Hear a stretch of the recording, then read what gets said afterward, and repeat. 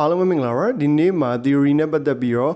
နောက်ထပ် tense နှစ်ခုကိုထပ်ပြီးတော့ပြောပြမယ်အင်္ဂလိပ်စာမှာစကားပြောရဲဆိုရင်ကာလာ၃မျိုးနဲ့ပြောရဲ past tense present tense future tense ဆိုပြီးတော့ကာလာ၃မျိုးနဲ့ပြောရဲဒါပေမဲ့သူတို့တွေကိုတည်တည်ချာအတိအကျခွဲလိုက်တယ်ဆိုရင်12မျိုးထွက်လာတယ်ဟုတ်ပြီနော်အဲ့တော့အရင်နေ့က3မျိုးသင်ထားတယ် simple past tense simple present tense နဲ့ simple future tense ဆိုပြီးတော့3မျိုးသင်ထားတယ်ဟုတ်ပြီဒါဆိုရင်ဒီ5မျိုးကိုပဲအရင်သင်မယ်ဘာလို့လဲဆိုတော့စကားပြောတဲ့အခါမှာ basic အဆင့်အနေနဲ့ဒီ5မျိုးကိုလေပတ်သုံးနိုင်တယ်ဆိုရင်အဆင်ပြေပြီးတော့အတိအကျနဲ့အသေးစိတ် grammar သဒ္ဒါသင်တယ်လို့သင်မှာမဟုတ်ဘူးဟိုစကားကြီးပြောတဲ့ခါကျရင်ဘယ်လိုဆိုဘယ်လိုပြောလိုက်ဘယ်လိုဆိုဘယ်လိုပြောလိုက်ဆိုပြီးတာမန်လေးပဲသင်ထားမှာအဲ့ဒါမှငါစကားပြောတဲ့ခါကျရင်နှုတ်ကမြန်ထွက်မယ်စာရေးတဲ့ခါကျရင်လည်းအတော်သင်နားလည်ပြီးသားဖြစ်နေလိမ့်မယ်နော်အဲ့လိုမဟုတ်ဘဲနဲ့တေချာစစ်စစ်ပေါက်ကြီးတင်နေဆိုရင်တော့တွေ့ဝေပြီးတော့ဘာလို့တော့မှမသိဖြစ်နေလိမ့်မယ်ဒါပေမဲ့လိုအပ်တဲ့သူက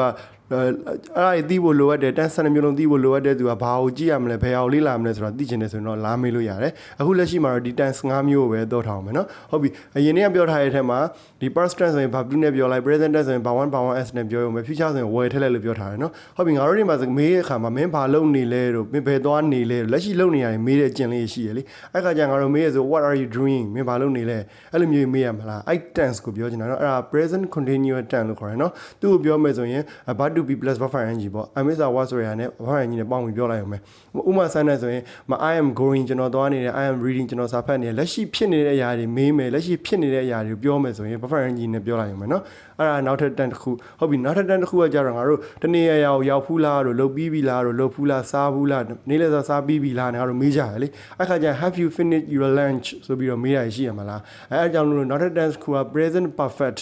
present perfect ဆို have verb 3နဲ့နော် have has had plus verb 3နဲ့မေးပြရတယ်အဲ့လိုမျိုးကြရင်ဘာသာပြန်တဲ့အခါကျရင်ပြီးပြီလားလို့ပြောချင်တဲ့အခါမျိုးဒါမှမဟုတ်လုပ်ဖူးလားစားပြီးပြီလားအဲ့လိုမျိုးပြောချင်တဲ့အခါမေးချင်တဲ့အခါမျိုးကိုယ်တိုင်လည်းလုပ်ပြီးပြီစားပြီးပြီစားဘူးတယ်လုပ်ဖူးတယ်ရောက်ဖူးတယ်ဒါမျိုးလေးပြောချင်တဲ့အခါကျရင်ငါတို့ have verb 3နဲ့ပြောရတယ်နောက်ထပ် tense တစ်ခုက present continuous tense နဲ့ present perfect tense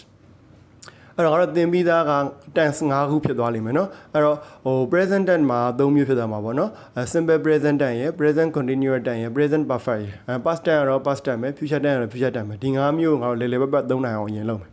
เนาะအဲ့တော့နောက်ထပ်တိုးလာတဲ့ tense နှစ်ခုရှိမယ်အဲ့ဒါက present continuous tense နဲ့present perfect tenseနော်ဒါဆိုရင်ဘလို့အခြေအနေမှာသုံးတယ်ဆိုတာလည်းသိပြီးနော်continuous tense ဆိုရင်လှုပ်ဆဲဖြစ်ဆဲပေါ့လုံနေတဲ့ຢာတွေဖြစ်နေတဲ့လက်ရှိဖြစ်နေတဲ့အချိန်တွေမှာပြောတယ်မေးမယ်ဆိုလည်းအဲ့ဒါနဲ့မေးပြရမယ်present perfect ကကြတော့လှုပ်ပြီးပြီလားလို့လှုပ်ဖူးပြီလားဒါပြီးတော့လှုပ်ပြီးပါပြီလှုပ်ဖူးပါပြီဒါမျိုးပြောတဲ့အချိန်မှာအကောင်သုံးမယ်နော်ဒါဆိုဒီတက်နှစ်ခုပဲပိုးလာမယ်နောက်ကြမှာဒါကိုထပ်ပြီးလေ့ကျင့်မယ်ဟုတ်ပြီနော်